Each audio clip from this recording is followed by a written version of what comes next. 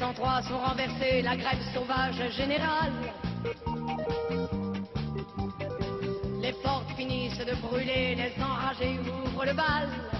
Il est 5 heures, Paris s'éveille. Paris. Le problème, c'est que on a entre 1842, 1843 et 1844, dans le cheminement de ce que sont les jeunes hegéliens et dans le cheminement de la pensée critique telle que Engels, Marx, autour du cheminement Feuerbach, Bauer, et tous les gens qui tournent autour de ces cénacles ont positionné leur vision critique dans un dépassement de Hegel. Mais je dépasse Hegel à partir des prismes de Hegel. Il y a 3 territoires. Il y a une triade dialectique qui, en ce temps-là, est celle du socialisme français, qui exprime la spécificité historique des luttes du temps français. Il y a la spécificité du temps économique de l'économie politique aliénatoire anglaise, qui, autour de Ricardo, exprime la dominance du champ manufacturier anglais. Et de l'autre côté, il y a cette compréhension radicale philosophique post-hegelienne à partir de Hegel. Alors, contrairement aux âneries réactionnaires du léninisme, Marx n'est pas la synthèse de la philosophie allemande, du socialisme français et de l'économie politique anglaise en dépassement. Il passe par ces 3 territoires en ce que ces 3 territoires expriment le mouvement réel de l'histoire mondiale, spécifié dans ces 3 pays comme pôle avancé du développement dialectique, de la radicalité, du temps moderne. Mais Marx, en tant qu'Allemand, il vient sur le terreau post-hegélien. Et le terreau post-hegélien, c'est des jeunes hegéliens critiques de Hegel. Puisqu'on a vu que le point d'apothéose de Hegel, c'est l'état rationnel, cette critique des jeunes berlinois, elle va être tributaire de ce qu'elle critique. Donc, avant de découvrir la nécessité d'opérer une critique de l'économie politique, par-delà les débats que Marx et Engels auront en référence au mouvement ouvrier qui surgit et à la première esquisse de Engels, l'horizon immédiat de la réalité critique, c'est l'État. Donc, la première critique qui surgit spontanément, le texte sur la censure, le texte sur le vol de bois, le texte sur l'insurrection des tisserands silésiens, même s'il est social, il bute immédiatement sur la question du politique. Donc, le premier point d'ancrage pour un jeune berlinois radical en relation avec le mouvement réel de son temps, c'est la question politique, d'autant que, rappelons-le, l'unité allemande est un processus qui ne s'est pas fait. Il y a une spécificité dans la configuration du temps historique allemand, c'est qu'au sortir de la guerre de 30 ans, au lieu d'avoir un processus d'unification politique comme on l'a eu en Angleterre ou comme on l'a eu en France, on a au contraire un processus d'éclatement et d'émiettement. L'Allemagne qui fait face à la France du XVIIe siècle, l'Allemagne qui fait face à la France de Louis XIV, ou alors l'Allemagne qui ultérieurement fera face à la dynastie hanovrienne anglaise. C'est une Allemagne éclatée entre des évêchés, des principautés, des duchés, quelques royaumes, il y a la Bavière, il y a le Wurtemberg. Donc, la question politique, qui est une question qui n'a pas pu se matérialiser dans une unité réalisée, s'est positionnée à travers Hegel dans une unité théorique encore plus poussée. Et donc, Marx, en 1843, il commence son incendie analytique par se confronter du politique au politique, qui va permettre un confronté du politique à l'antipolitique. Mais très vite, parce que sous le poids des événements, sous le poids de la réflexion, dans les rencontres, au regard des circonstances et de tous les débats qui vont avoir lieu, il va être d'évidence que le politique n'a pas d'autonomie, que le politique surgit comme matérialisation d'une unification politique de l'asservissement. Le politique a pour fonction d'unifier ce que le champ économique et social diversifie dans l'oppression, la tyrannie et les contradictions de classe. Il y a donc une nécessité d'unifier la formation sociale pour que, d'un point de vue à la fois politique et militaire, elle présente une homogénéité face aux contradictions à la fois internes et externes. Donc très vite, l'État va poser la question de l'intérêt de classe. Et puisque l'État va poser la question de l'intérêt de classe au moment où le mythe de l'État rationnel hegelien va vaciller et que Marx va opposer à l'émancipation politique l'émancipation humaine, en montrant que toute émancipation politique est une émancipation aliénatoire, ce que reprendra Rosa Luxembourg dans toute la pratique radicale anti-lutte de libération nationale, en disant la lutte de libération nationale est une gigantesque escroquerie par laquelle un prolétariat du Sud acquiert enfin le droit d'être opprimé par une classe capitaliste locale qui, la plupart du temps, est encore pire que le colonisateur. Cette imposture-là, elle vient aussi de la pensée marxienne radicale. Toute émancipation politique est une imposture, seule l'émancipation humaine ouvre le chemin de l'automouvement de la vraie vie. Donc, toute la première approche politique, elle se comprend par cette histoire, mais comme je suis dans un parcours d'intelligence, tout de suite elle positionne, d'un point de vue de méthodologie hegelienne dépassant Hegel, par-delà l'apparence phénoménale, l'essence des grandes trajectoires historiques qui permettent de comprendre l'essence de l'essence, c'est-à-dire le concept, derrière l'État, il y a la valeur d'échange et la dictature de la chosification. Et là, entre les débats, l'esquisse de Engels, les premières rencontres avec les groupes ouvriers, Marx est obligé de se poser la question de qui y a-t-il derrière l'État? Et là est posé ce qu'on va trouver dans les manuscrits de 1944, le salaire, la propriété, les contradictions, la vente, le marché. Et donc, la critique de l'État qui va au bout d'elle-même et qui chemine sur le « mais pourquoi l'État ?» Il y a État parce qu'il y a contradiction de classe et nécessité d'unifier le contradictoire dans une valorisation unitaire de l'aliénation. Et donc, le chemin des manuscrits de 1944 est tout tracé par l'œuvre de ce qui précède, puisque après avoir décrit le processus aliénatoire de l'État, dans les manuscrits de 1944, j'ai la première critique de l'économie politique de Marx, parce qu'il va derrière l'État pour montrer ce que cache l'État.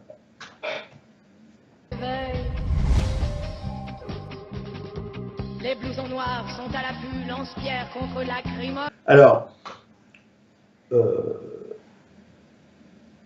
quelque part, il faut repartir au présocratique sur le contradictoire et l'implication réciproque.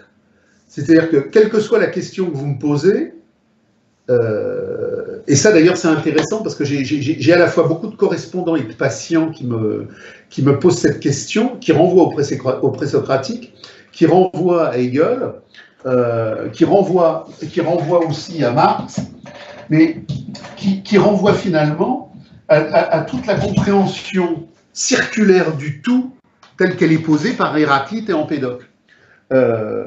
Quel que soit, à partir du moment où le tout est le vrai, et à partir du moment où le vrai est la totalité de ce qui décrit le tout exposé dans sa pure essentialité. C'est la définition de Hegel, mais qui aurait pu être celle d'Héraclite, de Parménide ou de Marx. Quelle que soit la question que vous allez me poser, vous pouvez me parler de l'art, vous pouvez me parler de la cuisine, on peut parler de ce qu'est une relation érotique, on peut parler de ce qu'est la beauté d'une statue. On peut parler de tout, on peut poser toutes les questions que l'on veut sur tout, il n'y a qu'une réponse. Quelle que soit la question que vous allez me poser, je n'ai qu'une réponse.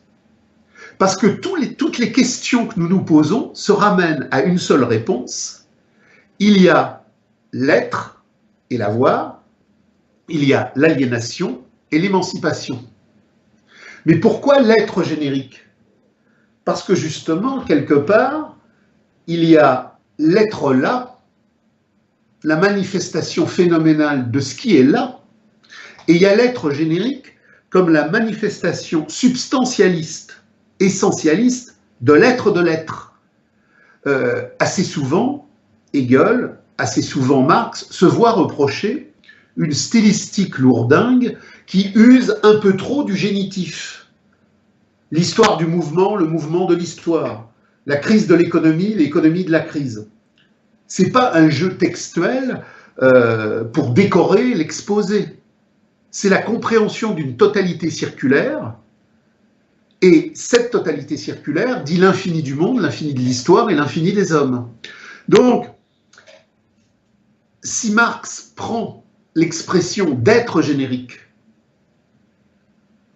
et non pas l'expression de simple être, c'est parce qu'il y a derrière l'être qui est là posé comme visibilité historique, toutes les contradictions entre l'aliénation et l'émancipation, et ce qui nous importe au regard de la vérité émancipatrice de l'auto-abolition du prolétariat qui crée le communisme, c'est la Gemeinwesen, l'être commun des hommes en tant que communauté des hommes. Mais cette communauté des hommes, elle n'est pas en l'être, elle est en l'être générique, en tant qu'elle est dans le mouvement historique de l'auto-émancipation et de la conscience accomplie de l'être des hommes, non pas en leur en soi, alors ça c'est les fameuses catégories hegeliennes, c'est-à-dire il y a l'en soi comme servilité première, il y a le pour soi comme sortir de cette servilité première qui permet l'accession à l'auto-mouvement. C'est pour ça qu'il y a deux prolétariats. Il y a deux prolétariats.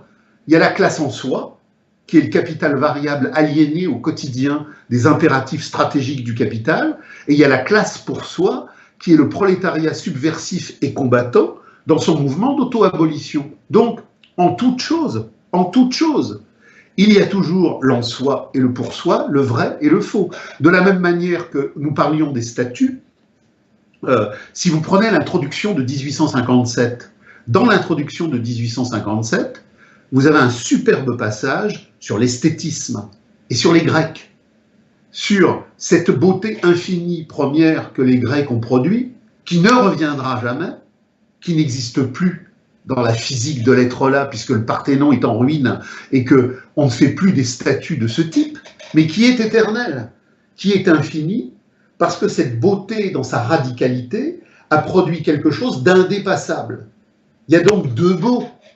Il y a le beau vrai des profondeurs de cette puissance grecque éternelle, et puis il y a toutes les merdes du beau faux dans la grande généalogie de l'art qui se décompose jusqu'à produire la mort de l'art et la déchéance de l'art contemporain comme forme la plus aliénatoire de la merde de la marchandise. Donc, pourquoi être générique? Pourquoi être générique?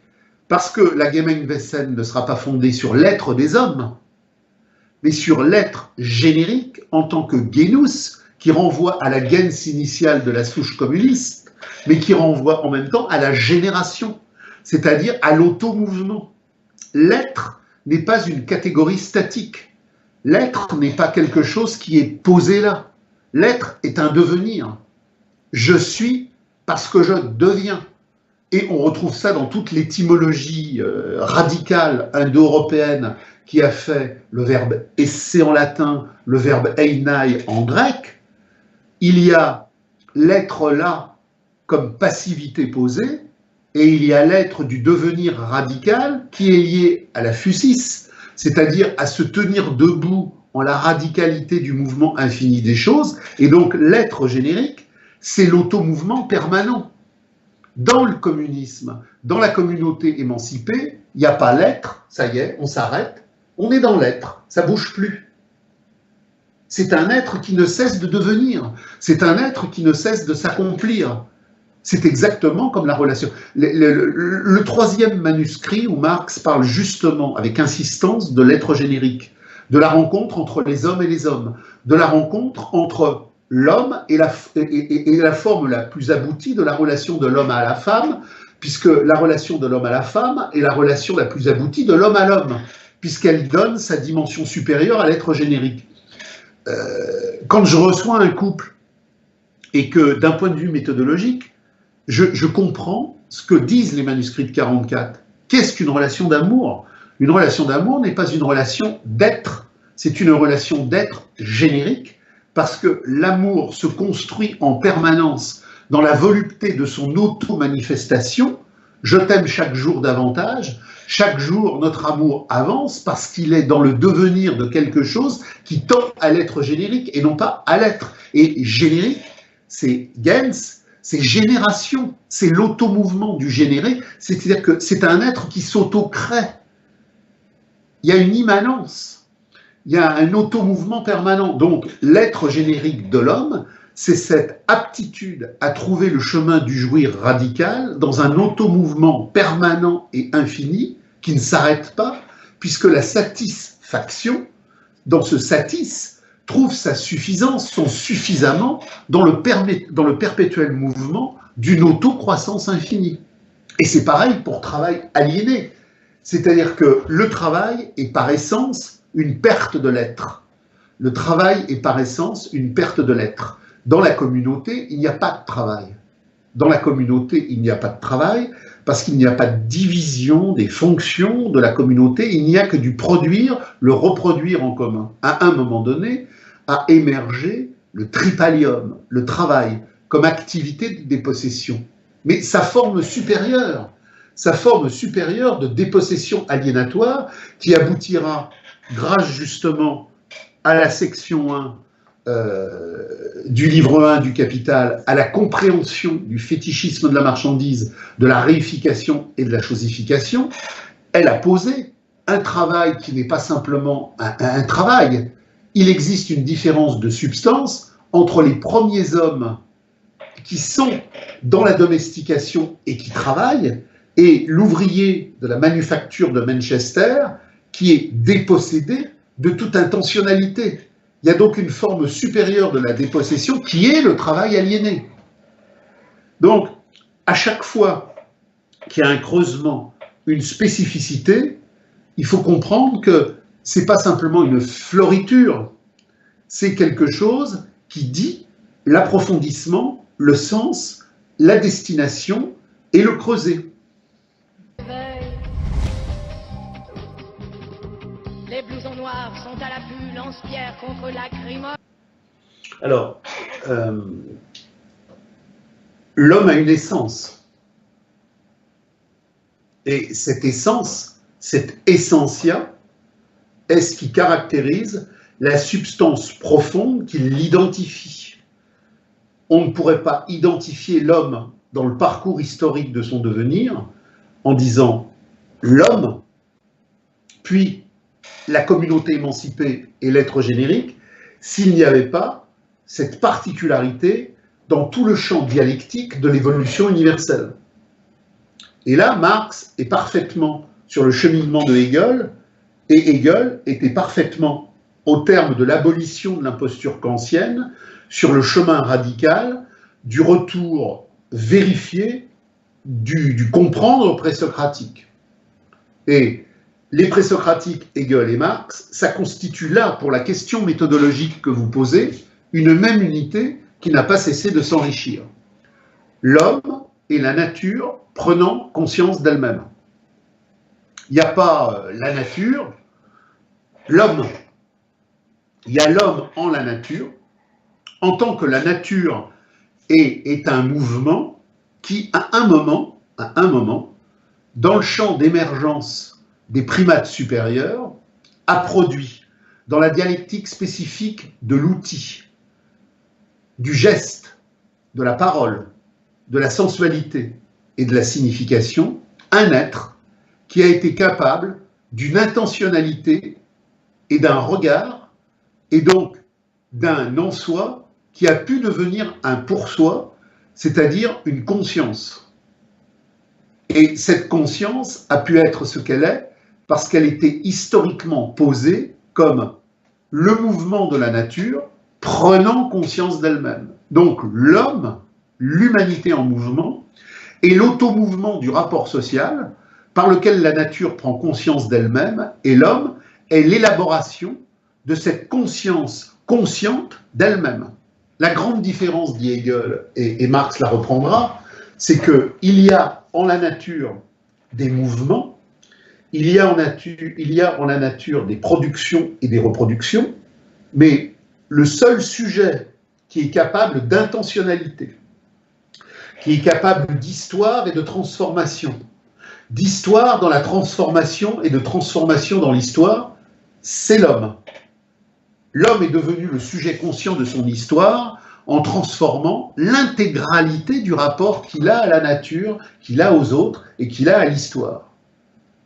Donc, l'homme, c'est cette partie de la conscience qui fait qu'à un moment donné, la nature cesse d'être une nature non intentionnelle pour devenir, grâce à l'homme, une nature intentionnelle qui sait d'où elle vient, qui sait d'où elle va, où elle va, et qui, à partir de là, a la capacité de saisir les contradictions qui animent ce mouvement pour, à un moment donné, créer cette fameuse Gemeinwesen, qui est la commune universelle des hommes, conscients de leur histoire. À un moment donné, Marx dit il y a toujours eu de la raison chez les hommes, mais il n'y a pas toujours eu une raison rationnelle. Il y a donc un moment dans l'histoire, par le surgissement de la Gemeinwesen, où la raison devient enfin universellement rationnelle. C'est le moment où elle crée la communauté comme mode de production de l'humanité, produisant l'humanité sans médiation, dans la transparence consciente de sa totale désaliénation. Les blousons noirs sont à l'affût, lance-pierre contre lacrymo. Alors bon, alors là, la question est simple, mais alors elle est complexe par les implications qu'elle appelle. Là, il nous faudrait au minimum 4 heures. Marx a toujours fait une différence essentielle entre ce qu'il appelle l'opposition, ce qu'il appelle l'économie politique classique et l'économie politique vulgaire. L'économie politique classique est classique parce qu'elle n'est pas simplement, même si elle a aussi un contenu idéologique, dans ses résultats productrice d'idéologie. En domination formelle, c'est-à-dire pendant tout ce temps où le capital n'a pas pris le pouvoir sur le monde, mais où il monte par étiages successifs vers cette réalité, le capital compose la domination réelle, la réalité du capital achevé, enfin arrivé à dominer le monde, c'est la guerre de 14. C'est d'ailleurs la guerre de 14 qui commencera la grande élimination de toute l'antériorité du capital. La guerre de 14 n'a pas simplement liquidé définitivement les vieilles monarchies qui constituaient les empires centraux. Elle a finalement aboli tous les vestiges de l'ancien temps qui subsistaient. Donc la modernité démocratique, la tyrannie pure de la valeur d'échange réalisée, nous la devons à la grande boucherie impérialiste de 14.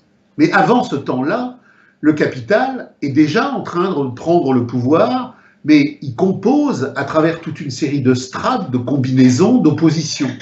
Et quand Marx, donc, dans les années 1840, découvre l'économie politique, qui est donc le levier de pensée de l'Angleterre d'alors, il est obligé de reconnaître qu'il y a un véritable débat qui positionne des apports positifs. Par rapport aux physiocrates qui légitimaient la terre, Ricardo va mettre le doigt sur quelque chose d'essentiel, parce que Ricardo, contre ceux qui étaient en quelque sorte les représentants de la rente foncière, va être le représentant théorique le plus abouti de la rente industrielle en devenir. Et Ricardo, pour montrer quelque part l'infertilité historique des représentants de la rente foncière, qui sont désormais dépassés par le cycle de la modernisation historique qu'impose le capital, va montrer finalement que c'est l'industriel qui, sur la réalité du fait que la valeur de ce qui se produit dépend du temps de travail matérialisé, va permettre de théoriser l'opposition de classe montante entre la rente industrielle et la rente foncière, la bourgeoisie ascendante et les propriétaires terriens, entre guillemets, descendants. Donc, là, j'ai bien évidemment une théorie économique qui est porteuse de sous-entendus idéologiques, puisque Ricardo définit bien, par le biais de son axiomatique, les intérêts de cette classe bourgeoise en devenir. Mais, à travers son œuvre théorique, il pointe une réalité objective, qui est celle du fait que la valeur de ce qui circule dépend du temps de travail que ces marchandises qui circulent contiennent. Et j'ai donc, dit Marx, malgré l'aliénation, malgré l'idéologisation, malgré la défense des intérêts du capital, une compréhension objective. Mais cette compréhension objective, elle est terriblement dangereuse. Parce que même si Ricardo n'est pas révolutionnaire, et que, alors, là c'est tout un autre débat, l'œuvre de Marx n'est absolument pas une reprise de l'œuvre de Ricardo. L'œuvre de Marx est une Aufhebung de l'œuvre de Ricardo. Marx montre que Ricardo, en tant que représentant de la bourgeoisie, a bien compris que contre l'infertilité des rentes foncières, il y avait quelque chose d'incroyablement vivant et porteur dans le temps de travail, mais ce temps de travail, il le caractérise comme une unité aclassiste. C'est une unité, c'est une équation, et Marx va incendier la maison Ricardo en montrant que derrière ce temps de travail, ce que Ricardo ne peut pas voir et ce que Ricardo ne verra jamais, il y a le taux de l'exploitation.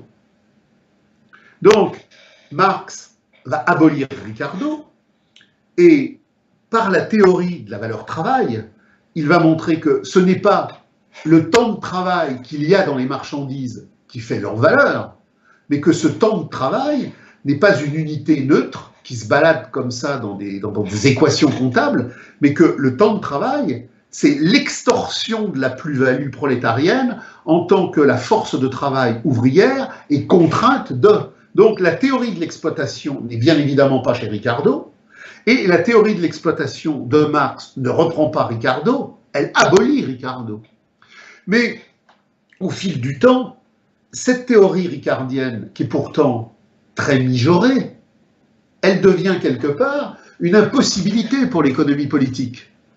Parce que lorsque la bourgeoisie va avoir pris le pouvoir en réalité, et qu'elle se sera débarrassée des tenants de la rente foncière, elle se retrouve avec un nouveau sujet acteur de l'histoire qui est le prolétariat.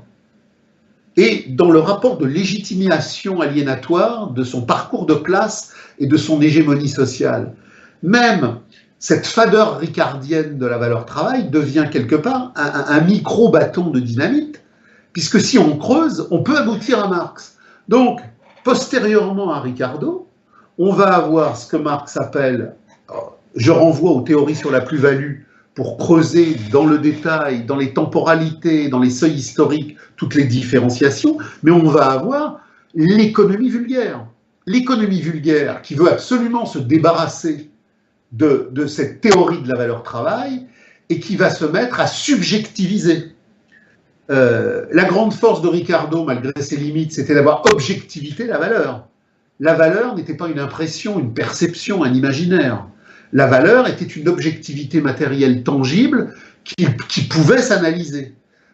Marx, en ayant pulvérisé ça pour aller à la théorie radicale et subversive du taux d'exploitation, rend l'œuvre de Ricardo, même si elle est contre-révolutionnaire, comme quelque chose de dangereux. On va donc avoir avec l'économie vulgaire toute une économie de représentation-justification dans la pure subjectivité, ce qui fait qu'aujourd'hui, si vous prenez comme point de départ tout ce qui a abouti à l'économie vulgaire avec les théories autrichiennes, etc., et tous ces cénacles-là, qu'est-ce qui fait la valeur d'une marchandise?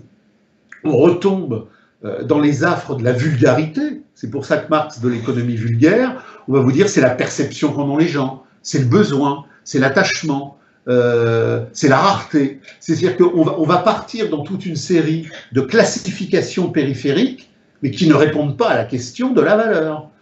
Elles vont effectivement gesticuler dans des périphéries qui n'expliquent pas ce qu'est la valeur et ce qui explique justement la réalité de l'oppression, de l'aliénation et de la théorie de la plus-value. Je rappelle d'ailleurs que Marx met Proudhon dans l'économie vulgaire. Parce que Proudhon, par rapport à Ricardo, c'est nul. Les blousons noirs sont à l'affût, lance-pierre contre lacrymogène. Si vous voulez, il y a dans l'économie politique une gigantesque... Alors, l'économie politique est incapable d'accéder, alors là, il faudra en reparler plus longuement, ce qui fait l'histoire du développement aliénatoire de l'économie monde, le pouvoir absolu et tyrannique du fétichisme de la marchandise universelle, c'est pas la circulation des marchandises. La crise, c'est pas une surproduction de marchandises, c'est une surproduction de capital. Et la crise n'a pas lieu parce que les secteurs de la circulation sont mal organisés et qu'il y a effectivement des hiatus, des disproportions et des déséquilibres. C'est que la crise est au cœur de la production, mais même pas au cœur de la production. Tout à l'heure, vous me parliez de l'être générique. Il y a l'être et il y a l'être générique. La crise n'est même pas dans la production. Elle est dans la production de la production, dans cette matrice conceptuelle profonde que Marx découvre parce qu'il revient à Hegel et qu'il est capable d'avoir, à partir de cette compréhension de la baisse du taux de profit, la compréhension radicale qu'aucun économiste bénet de l'économie politique n'aura jamais. C'est-à-dire qu'aujourd'hui, vous pouvez lire toutes les revues économiques, vous pouvez écouter toutes les radios et toutes les télés, vous pouvez lire toutes les productions économiques possibles, il n'y en a pas une qui est capable de répondre au pourquoi la crise, parce que eux, la crise, c'est la phénoménologie des dysfonctionnalités de la circulation, mais ce que Marx a positionné comme le plus grand missile contre le capital, c'est-à-dire la compréhension que la crise est dans la production de la production, bah ça c'est la crise n'est pas un détail, un mauvais fonctionnement, un dérèglement. La crise n'est pas un dérèglement. La crise est le moment où le capital montre sa vérité. Les blousons noirs sont à l'affût, lance-pierre contre lacrymogène. Oui, mais alors si vous voulez, là, il faut revenir à la production de la production, c'est-à-dire au déterminisme historique de ce que Marx, comme Spinoza, comme Hegel et comme les présocratiques appellent la substance. Qu'est-ce qui substantiellement organise le processus historique de tout cela? Alors, vous avez plein de gens, la société de consommation, la société financière, l'hyperclasse mondiale, le capitalisme débridé, le libéralisme intensif, l'ultralibéralisme, le crétinisme sociologique de toutes les impostures réformistes a créé des centaines et des centaines de catégories pour nous expliquer que le capitalisme aujourd'hui, c'était des choses nouvelles qui n'étaient pas là au XIXe siècle. Elles sont là au XIXe siècle, d'un point de vue dialectique, puisque tout ce qui se passe aujourd'hui et que Marx avait prévu et qui s'est réalisé, il ne l'a pas vécu, puisqu'il est mort avant 1900. Donc Marx a vu tout cela et il l'a compris. Parce que le problème, ça n'est pas que le capital avance et crée sans arrêt des formations, des structurations ou des émergences nouvelles qu'il n'y avait pas au début. Le capital, vous savez, c'est la théorie d'Aristote, qui est d'ailleurs repris au présocratique sur ce terrain-là, c'est la théorie de l'acte et de la puissance. C'est-à-dire que l'acte est la réalisation aboutie et actée de ce qui était en puissance.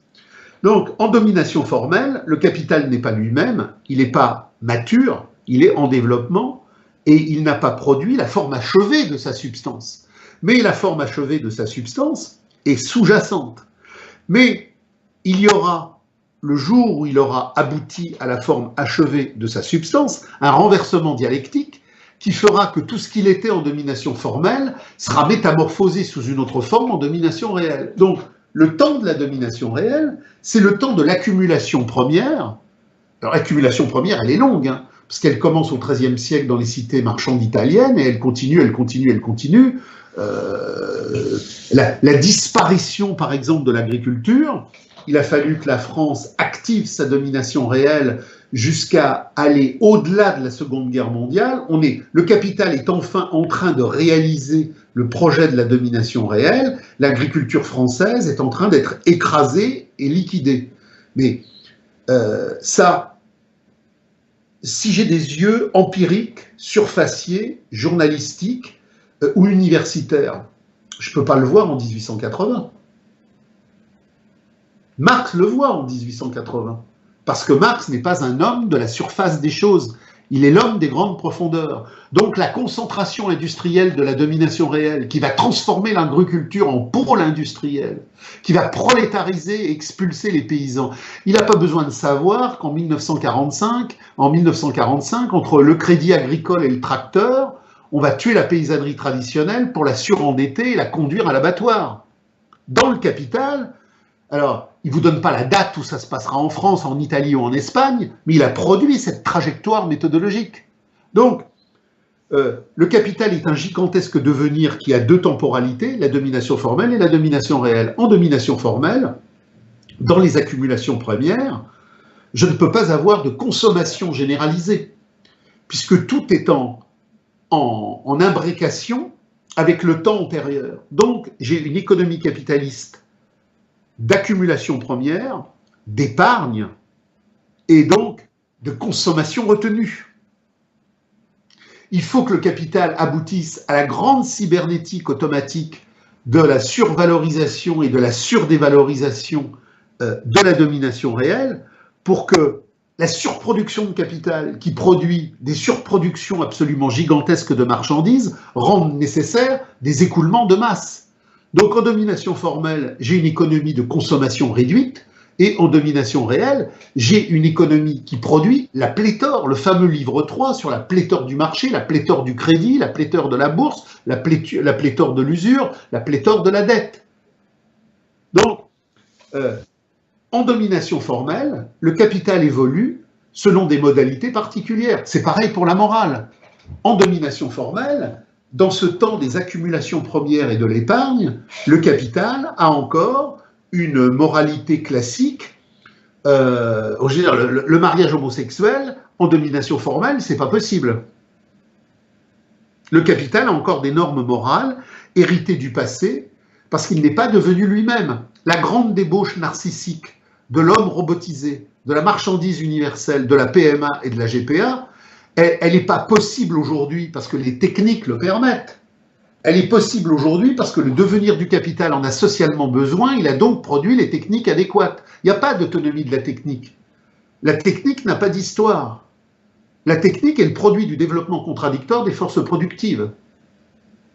Donc, si aujourd'hui on a tout ce que l'on a sur la PMA et la GPA, c'est parce que le développement, justement, de la réalisation aboutie de la valeur d'échange a créé ce marché pléthorique de la surconsommation narcissique et que tout ça est nécessaire dans le cadre de la crise permanente du capital, de sa contradiction valorisation-dévalorisation et de la nécessité absolue en même temps que face à cette surproduction, il y a absolue nécessité de trouver des zones d'expansion factice, des débouchés frauduleux.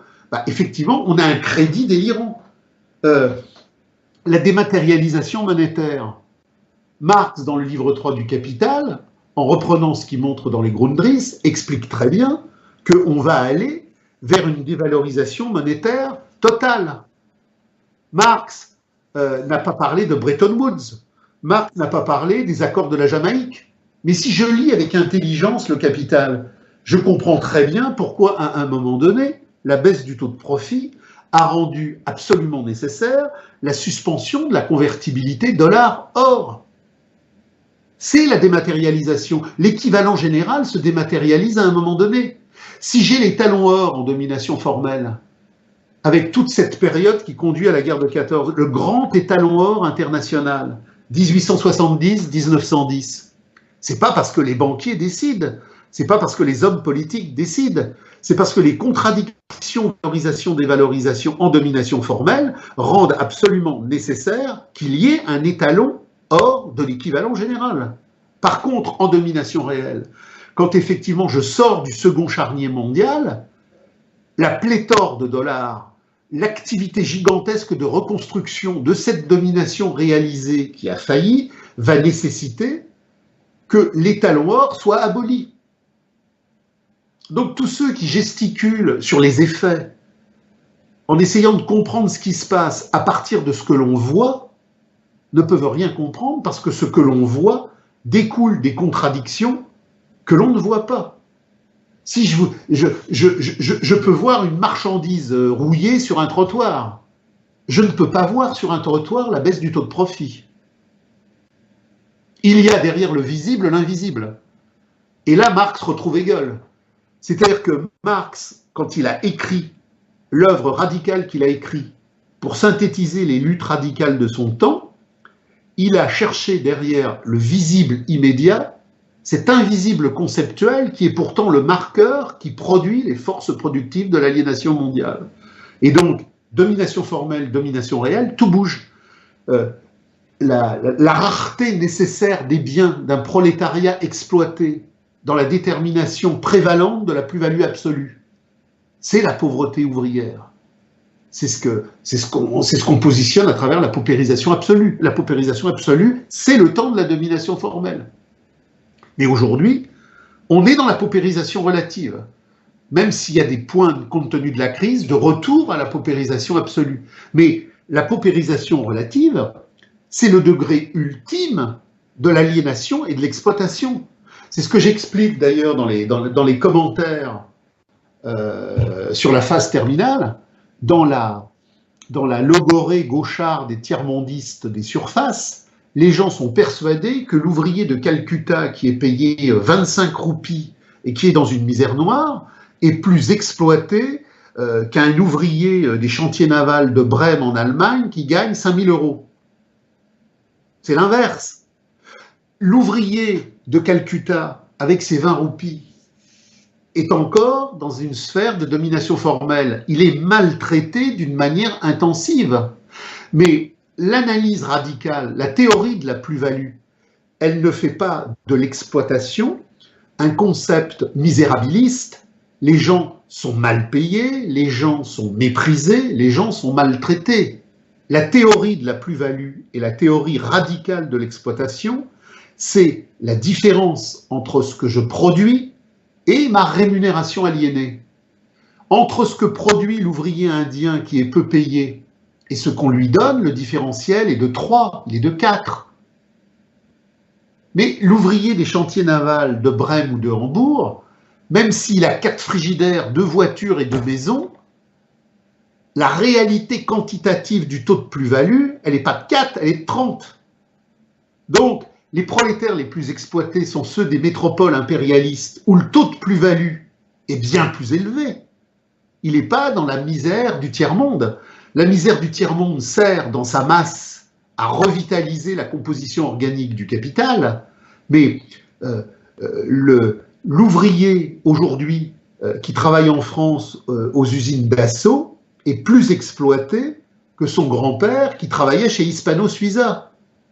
Parce que le grand-père qui travaillait chez Hispano-Suiza, il avait peut-être pas de machine à laver, pas de voiture, mais il y avait un différentiel entre ce qu'il touchait et la plus-value qu'il produisait qui était bien plus réduit qu'entre ce différentiel aujourd'hui chez Dassault Systèmes. Son petit-fils est prolétaire, mais il produit une plus-value beaucoup plus intensivement développée. Donc, si vous voulez, le visible, l'invisible, la surface, la profondeur, c'est aussi ça le fétichisme de la marchandise. Les gens analysent tout à l'envers.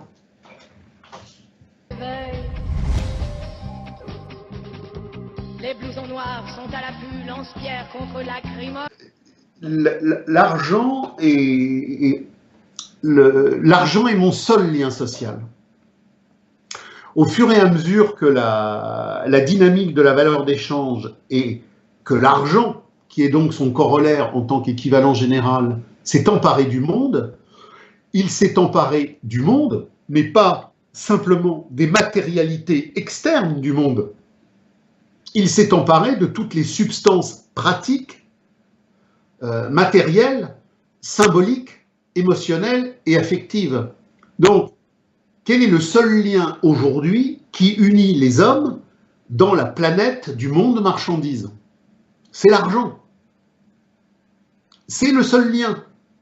Et même dans les dimensions familiales, émotionnelles, même là où il n'y a pas de l'argent en termes de pièces, en termes d'achat ou en termes de vente immédiatement matérialisé, il existe sous sa forme symbolique et pathologique.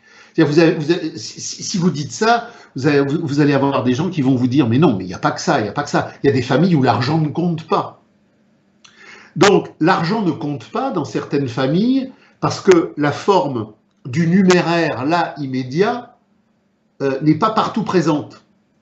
Mais la forme symbolique de la pathologie marchande qui résulte de l'équivalent général dans la concurrence narcissique, dans la pathologie de l'émotion solipsiste, elle existe partout.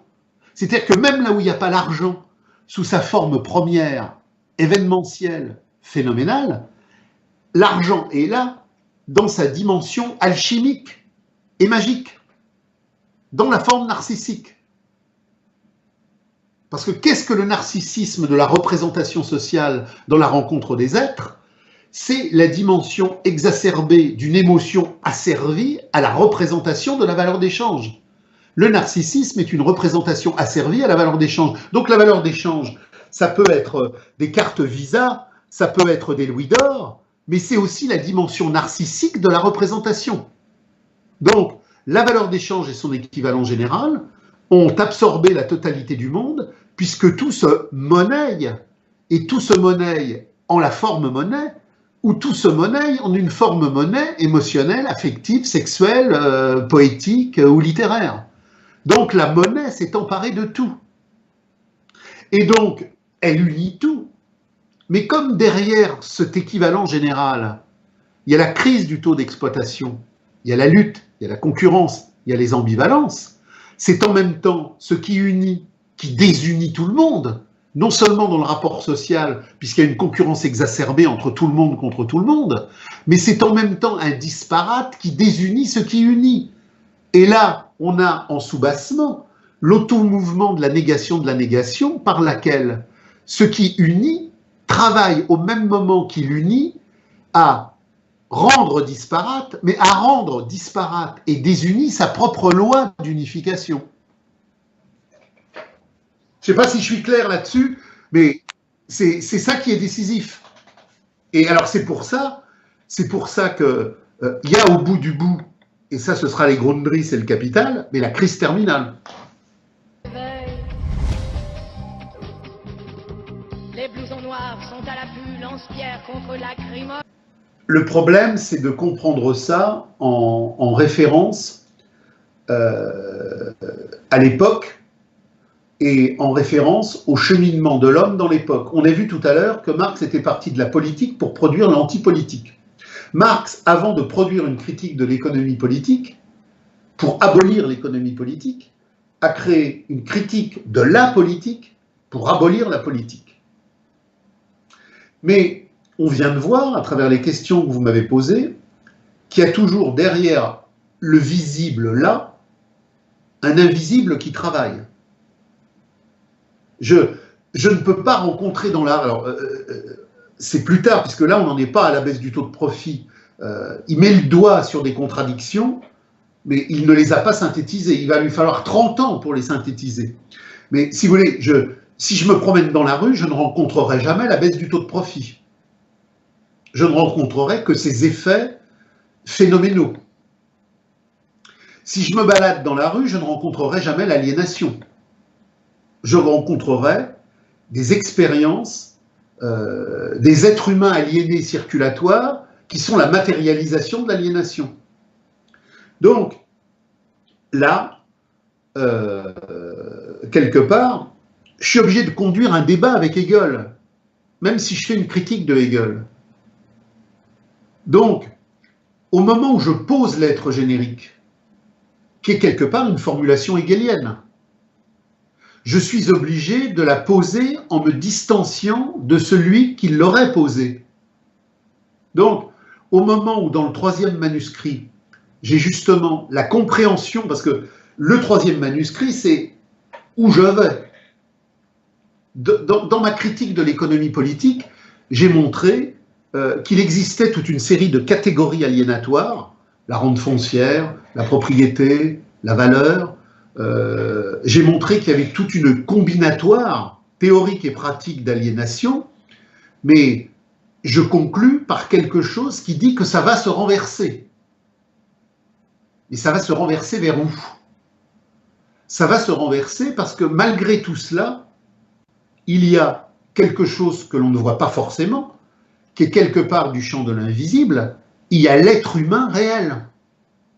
Quand les gens vous disent « mais c'est pas possible, il n'y aura jamais de révolution, regardez comment les gens sont anesthésiés, ils sont dans l'insipidité, le calcul, la petitesse, la dépravation, l'abrutissement, bon bref, le capital a fait de tout le monde des déchets. Ça ne peut pas changer, on n'a jamais vu des déchets s'insurger. » Il y a une profonde saveur espérance dans les manuscrits de 44, parce que dans les manuscrits de 44, il nous dit que nous ne sommes pas ce que nous sommes. Nous sommes autre chose que ce que nous sommes, parce qu'il y a en nous autre chose que nous ne voyons pas forcément, mais qui fait que nous sommes aussi le renversement de ce que nous sommes en tant que déchets. Le capital a fait de nous des épaves abruties dans la domestication universelle, mais il y a, et là on retombe sur la fameuse émeute des tisserands silésiens, il y a des moments fractures de précipités où les contradictions de l'économie politique telle qu'il vient de les mettre en mouvement permettent d'envisager le renversement. Donc, Marx insiste là-dessus, mais le renversement, pourquoi? Pour retrouver l'être générique. Et là, on retrouve la fameuse lettre à Ruck que vous devez connaître, où il lui dit le communisme moderne qui surgit avec le prolétariat n'est que la matérialisation historique aboutie d'un rêve ancien, parce qu'effectivement, depuis que la révolution néolithique a tué les communautés communistes pour construire les sociétés et les civilisations du pouvoir, de l'État et de l'argent, les hommes n'ont pas cessé de s'insurger. Donc, malgré la déchéance, malgré l'aliénation, nous avons tous en nous une aspiration à la vie humaine. Il y a toujours en nous quelque chose qui cherche autre chose, et ce quelque chose, qu'est-ce que c'est? C'est le retour à l'être générique. Sauf que je suis obligé de faire la critique radicale de Hegel en parlant de cela, parce que ce que Hegel n'a pas vu, Hegel a vu dans l'histoire les passions. Qu'est-ce qu'un homme historique? C'est un homme qui sait incarner sa passion au moment où la nécessité historique le rend objectivement inéluctable. César est un homme historique parce que lors de son passage du Rubicon, il est adéquat à la crise de la rente foncière italienne. Dans la réédition de Terror, j'ai fait exprès dans l'avant-propos de prendre plusieurs exemples hegeliens. J'ai pris César, j'ai pris Ravaillac, et puis j'ai pris l'assassinat de François-Joseph. Il y a derrière ces morts tout un magma historique de longue durée qui travaille dans l'invisible et qui produit la visibilité du moment où César est assassiné. Hegel a vu tout ça. Il a vu la passion des hommes qui se réalise en l'État. Mais il n'a pas vu la passion des hommes qui se réalise en l'anti-État. C'est pour ça que Marx et Engels parleront par exemple de Thomas Müntzer et la grande insurrection des paysans. Je crois me souvenir qu'à certains moments, Hegel parle de la guerre des paysans, mais il fait totalement l'impasse sur cette passion radicale de l'être générique antipolitique. Il y a donc deux manières de comprendre le déterminisme historique. Il y a deux manières de comprendre le développement des forces productives de l'histoire qui constituent le mouvement de l'inéluctable. Et Marx, au moment où il retrouve l'être générique dans sa passion subversive radicale, il est obligé de se démarquer de Hegel, parce que même si Hegel a compris le cours de l'histoire dans cette articulation passion de la nécessité, nécessité de la passion, il a, compte tenu de son époque, et compte tenu du fait que le prolétariat n'avait pas manifesté sa puissance au moment du Hegel de Iéna, fait effectivement une production d'impasse, et Marx, qui veut dépasser cette impasse, est obligé de dire que la dialectique de Hegel, là, ne se plante pas. c'est Hegel qui se plante dans l'utilisation de sa dialectique. Il y a une question que vous ne m'avez pas posée, mais qui se pose sans que vous la posiez. C'est l'unité de l'œuvre. Parce que finalement, on est en train... Moi, je ne sais pas si vous le vivez comme ça, mais moi, je l'ai toujours vécu comme ça. Des premières œuvres aux dernières, je me sens profondément dans la même histoire. Et je sens la vie d'un homme qui, à travers ses passions, ses expériences, ses recherches, ses approfondissements, ne fait qu'affiner une démarche. C'est-à-dire qu'il y a réellement, au sens hegelien du terme, il y a un cercle. C'est-à-dire qu'il y a une unité, il y a une unité indivisible, il y a une totalité organique qui est dans une cohérence incroyable. On ne peut pas retirer des morceaux. Alors certes, dans la réalité de l'imaginaire, les pressions narcissiques, la volonté de vouloir participer à l'histoire, il y a des moments où Marx déconne dans la factualité de l'événement phénoménal. Mais du point de vue méthodologique, dans la grande compréhension historique de ce qu'est le devenir vers la Gemeinwesen, c'est pratiquement un parcours sans faute. Donc, je termine les manuscrits de 44, je passe à l'idéologie allemande, j'ai l'impression que c'est toujours le même train. Je passe d'un wagon à un autre, c'est-à-dire que tout se tient, il y a un enchaînement parfait. Il est 5 heures, Paris s'éveille, Paris s'éveille.